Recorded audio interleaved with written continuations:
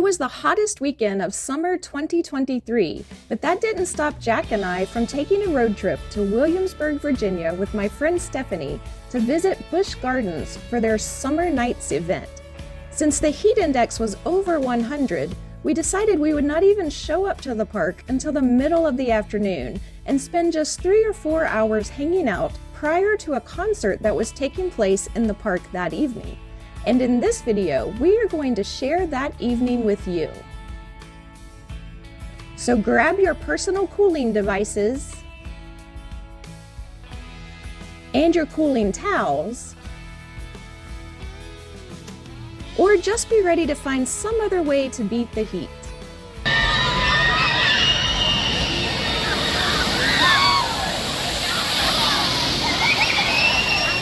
We started in the England section of this European-themed park and arrived just in time to check out the new show this summer at the Globe Theater.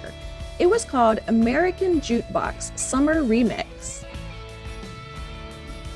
The storyline is that a guy remembers growing up listening to the old jukebox that his family got from a theme park, and he and his friends perform a tour through the decades featuring hits from the past like Sweet Caroline and old-time rock and roll, all the way up to a medley of boy band songs in the early 2000s.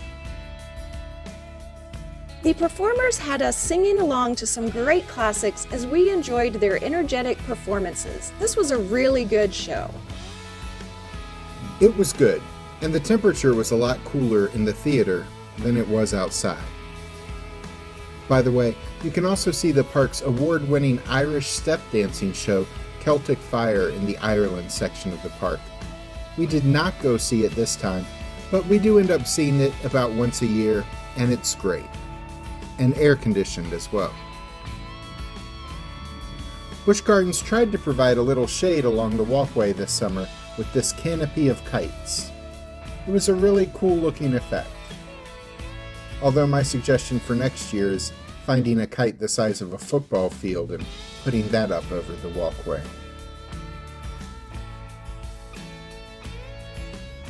We walked from England to Germany, and if you've ever been to Europe, you know that isn't easy.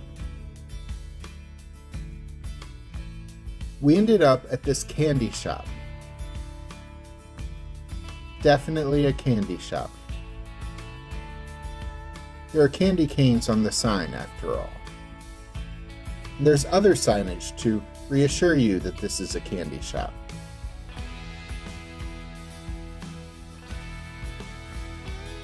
As soon as it was safe, an employee led us through the broom closet to the Busch Gardens Speakeasy, Burgermeister's hideaway. We did this last year and it was a lot of fun. We weren't sure at the time if this was going to be an ongoing attraction, but a year later and it's still around, if you can find it, and if you've pre-ordered tickets online. We wanted to take our friend Stephanie to experience this place, and it was just as fun as we remembered it. They serve delicious dill popcorn, which tastes amazing, even though it sounded weird to us at first. The host sat us at the bar, so we had a good view of the drinks being made. The experience lasts close to an hour, and during that time they serve you 3 drinks, which they change up each season. This summer's drinks included Mango Sunset with Tajin, which was our favorite. It was sweet and a little bit spicy.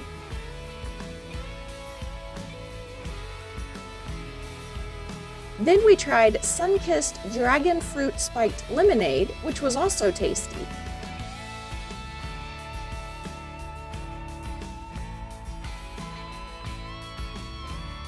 The last drink was a Mudslide Gelato Float, which was a tasty dessert drink. If you don't want cocktails, they also have beer or wine options, and even a mocktail option for kids and others who don't drink alcohol. There is a bit of a show involved, starring the Speakeasy's proprietor, the Burgermeister himself, and it's a lot of fun. We are sworn to secrecy about exactly what goes on inside the Burgermeister's hideaway. But this experience is $50 per person, which seems to be a good deal for 3 alcoholic drinks and the nearly long hour show, but admittedly doesn't sound like as good a deal if you're getting mocktails. If you're the type of person who would like to sit a spell and have a few drinks during a day at the theme park, we think it is worth the money. I think the air conditioning was worth the money. Also in the German-themed section of the park is the world's first all-indoor straddle coaster, called Dark Coaster. On this new coaster, you ride a snowmobile through the cursed castle grounds. This coaster just opened a few weeks ago in a building that used to house a 3D motion simulator dark ride called The Curse of Dark Castle. This ride continues the story of its predecessor. I didn't ride it because it was almost a 2-hour wait, and we had a schedule that wouldn't allow for that long a wait. I am looking forward to trying it out someday, though. I hear it's a good family coaster, which is a great addition in a theme park where most of the coasters are thrill rides that many less adventurous people might not be interested in. As a side note, this indoor roller coaster has air conditioning. I did try the limited time Dark Coaster themed Fanta flavor. It was pretty good. I imagine the ride is better though. The giant fans that Busch Gardens installed in the park were also popular attractions. This one even misted you with water as you stood in front of it. Also as part of this Summer Nights event, they're serving free beer to annual pass holders, and beers for 50 cents for other guests. It's a rotating tap all summer. The day we were there, they were serving Bud Light. An argument could be made that they were overcharging for that swill. Even if you don't stand in front of a fan or drink the free beer, there are some other fun ways to experience a cool breeze in the park, of course.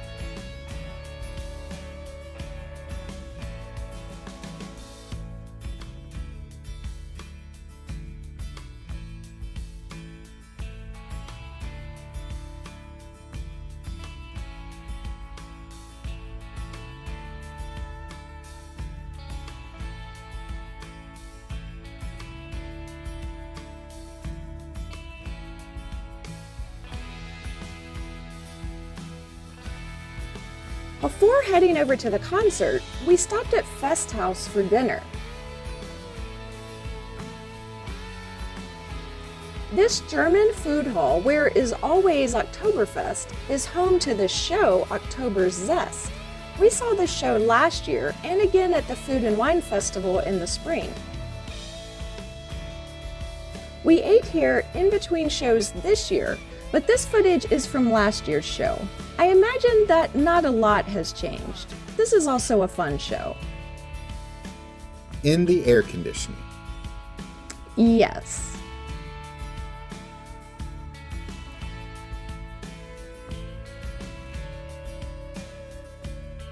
Fest House offers some German entrees, but also pizza. I got the German sampler plate, which featured roasted chicken, bratwurst, knockwurst, and corned beef with potatoes and sauerkraut for $22.99. It was mostly good. I didn't love the sausages, but the rest was good. It was just too much food. I could only eat about half of it. My friend Stephanie got a salad and fried pickles, which she enjoyed. Both of those were $6.99 each. Jack got an Italian sausage pizza, which we didn't take a picture of, but this is a picture of sausage and bacon pizza to give you an idea of what the Fest House pizzas look like. Jack's pizza was $14.99. They also have some desserts, but none of us had room for that. The Fest House had some German-themed merchandise for sale as well. And the park's 2023 year-specific merchandise was on sale there for 25% off.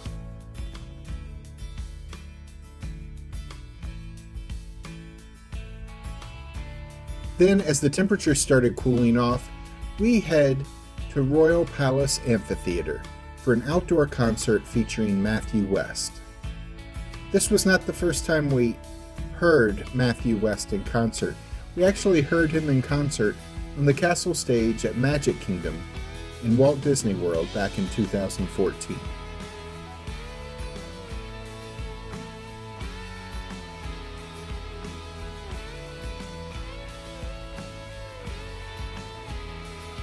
Yeah, Disney World used to host a Christian music festival called Night of Joy. It was a separate ticket event held after they closed the park early. This was our first time back at Disney World since we were kids going with our families, and we got there at rope drop in the morning and then stayed for the festival. We were exhausted by the time the concert started. We had walked all day long. It had rained, so we were still soggy, and we were just looking for seats because we just really needed to sit down. And the only bench we could find near the castle stage was behind the speaker tower, facing away from the stage. So we heard the concert, but never saw even a second of it. We just sat there listening with our backs against the speaker tower. It was even weirder because we were in the middle of the crowd with thousands of people in front of us who were facing the stage. And because our back was to the stage, the audience appeared to be facing us and singing along very fervently in our direction all evening. Anyway, we were less tired this time and we actually got to face the stage. This was a great concert. On Friday and Saturday evenings during the Summer Nights event, the park closes the day out with a fireworks show.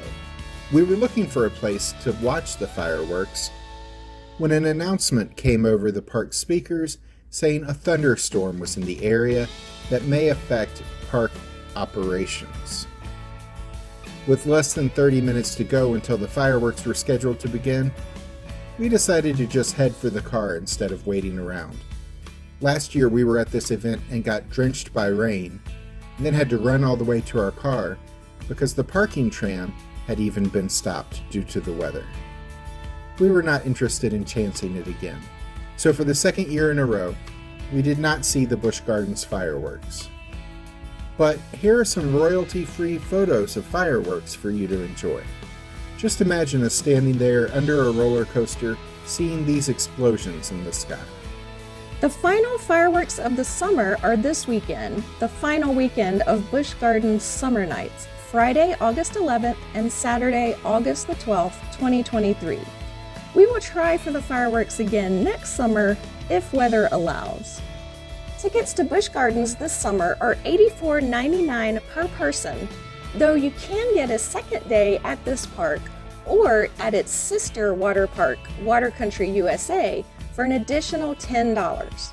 Click the links at the end of the video to see our video about Water Country USA, or you can watch our video comparing the thrill rides at Busch Gardens with the thrill rides at nearby King's Dominion.